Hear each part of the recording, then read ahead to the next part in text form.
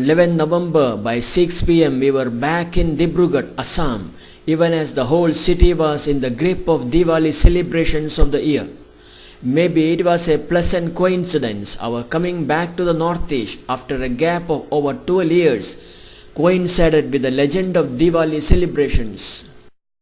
It was said that Lord Sri Rama, who was on exile, returned to Ayodhya after a gap of 14 years, and his return was celebrated by the people by lighting earthen oil lamps. We came back to Assam and Arunachal Pradesh after a gap of over 12 years, even as the people were celebrating Diwali. Thus, this year's Diwali turned out to be the most memorable for us. Right through our journey from Tinsukia, we have been noticing huge rush in the markets. The crowd was understandable at the cracker and sweet shops, but their thronging the electronic shops kept open during the Sunday baffled me.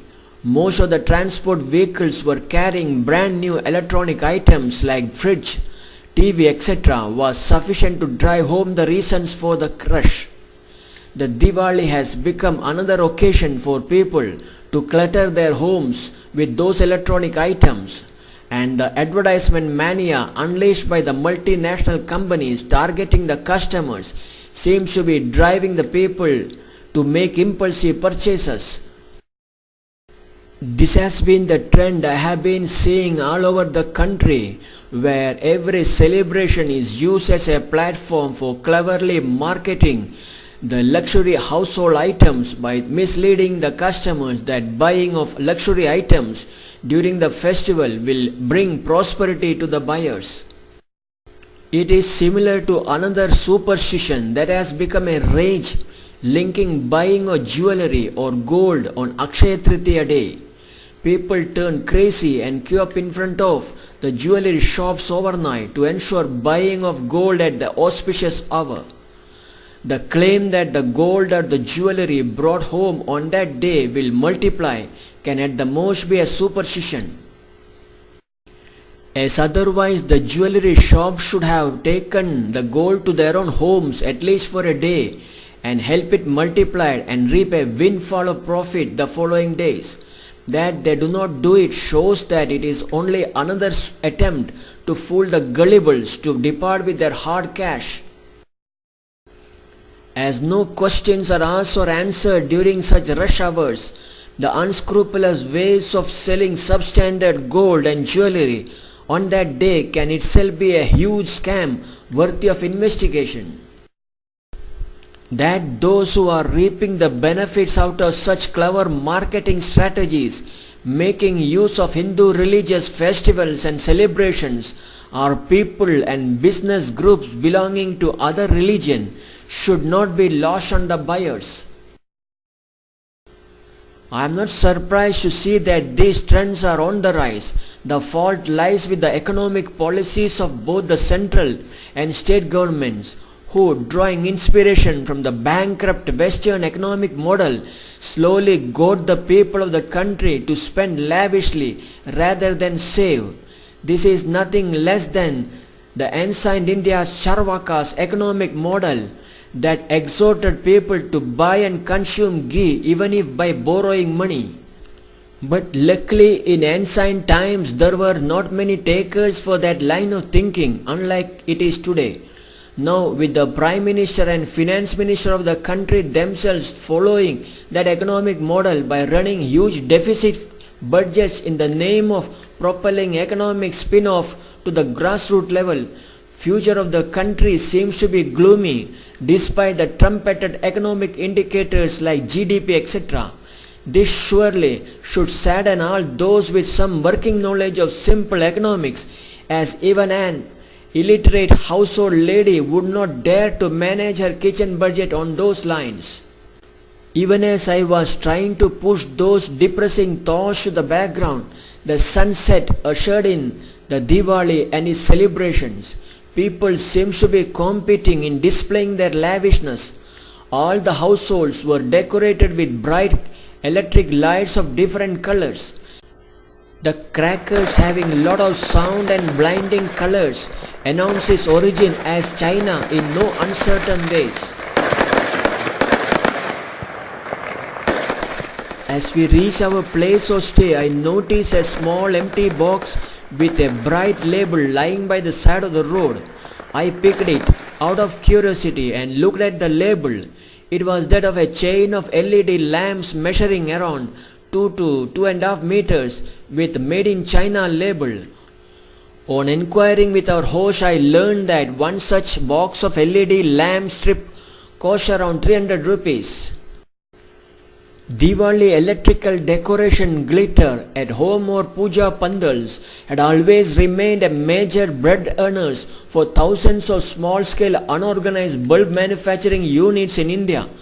But they must be wrapping up fast, following a gradual shift in choice from local filament bulb to high-tech rice bulb and LED chain fitted with electronic flasher units from China. My rough estimate was Dibrugarh having not less than 10,000 houses. Even if on an average one box of China-made LED lamp strip was bought, the total outflow would be rupees 30 lakhs, with around 75% of it going to the hostile neighbor China. My mind switched itself off while trying to calculate the cost of Chinese-made crackers getting burned that night. In olden days, celebrations were encouraged as it ensured wealth getting distributed equally among all sections of people and therefore was sustainable in nature. Thus, on a happy occasion like Diwali, when a rich householder celebrates it, the benefits percolated to the farmer, sweep shop owner, oil extractor, potter who made clay lamps, flower merchants, etc. The festival ensured a ready market for their produce, but now these celebrations with much more splendor only ensures that our hostile neighbor China only is reaping the benefits. Such is the hold of that country on India's festivals. The Chinese have not spared our gods and goddesses. The images of Hindu gods and goddesses made of polyresin by China are becoming a rage in our country. It does not require intricate knowledge of economics to understand where the country is heading, as Hindus have celebrations round the year. By opening the markets for all such imports, the rulers and economic wizards sitting as PM, FM and CMs seems to have vowed to ensure a banana republic for the coming generation, and the people with no concern for the future gleefully ushering it with the celebrations of each festival. As we returned back to our place of stay, these depressing thoughts were weighing on my mind, but my colleague Sri Satyanarayanji was in a happy mood as one of our students would be calling on us the next day morning. And as told, though late, finally Dr. Mrs. Monumati Munglang and her doctor husband came to meet us. Dr. Manumati from Gunanagar Chaukam is the first lady allopathic medical doctor from our institution. A bright student all along, she completed her MBBS from Lady Harding Medical College and PG in Anatomy from University College of Medicine, New Delhi. She is the first MBBS lady doctor from our institution and the first postgraduate from Lohit district. Now, while she works as an assistant professor in Dibrugarh Medical College, her husband is placed at Along, West Siang district. We had happy time chatting with them. In the following days, we had our life skills development program for the students of the whole school. And on 16th November 2012, as the evening drew nearer, we prepared for our departure from Dibrugarh in two different directions. While Sri Bhushanji was to proceed to Lucknow, I had my ticket to Bangalore. Sri Sanjay Sharma happily took upon himself the responsibility to drop us at the railway station by 5:30 p.m. Even as we reached the newly constructed Dibrugarh railway station, Bhushanji was the first one to notice that the train to Bangalore was late by at least 5 hours. Sri Sanjay Sharma suggested me to return back to the town. but I politely declined and bid goodbye to our friends. Soon I made myself comfortable in the waiting room. I was unconcerned about all the sound around me, as finally, after a long gap, I was happy to be alone in my own world. And the time passed quickly, only to be suddenly awakened from my dreamy world by the then familiar voice of Sri Sanjay Sharma. He has come back from the town with the sole intention of taking me to his house. Despite all my protests, I finally decided to fulfill his desire. It was already 9:30 p.m. Soon we were in his house, but even at that unearthly hour, quite gladly, as can be expected from any other mother in the country, Srimati Sharma served me hot supper. It was followed by discussions on the spiritual matters with Sri Sanjay Sharma. Sri Sharma was keen to have a parting gift from me. I opened my copy of the Bhagavad Gita and looked at the stanza that my eyes fell and started interpreting it.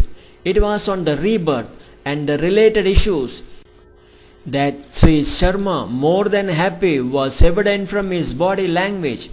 Despite the prolonged and serious discussions, we ensured that I was in the railway station just in time for the train to start its onward journey towards Bangalore at 11:55 p.m.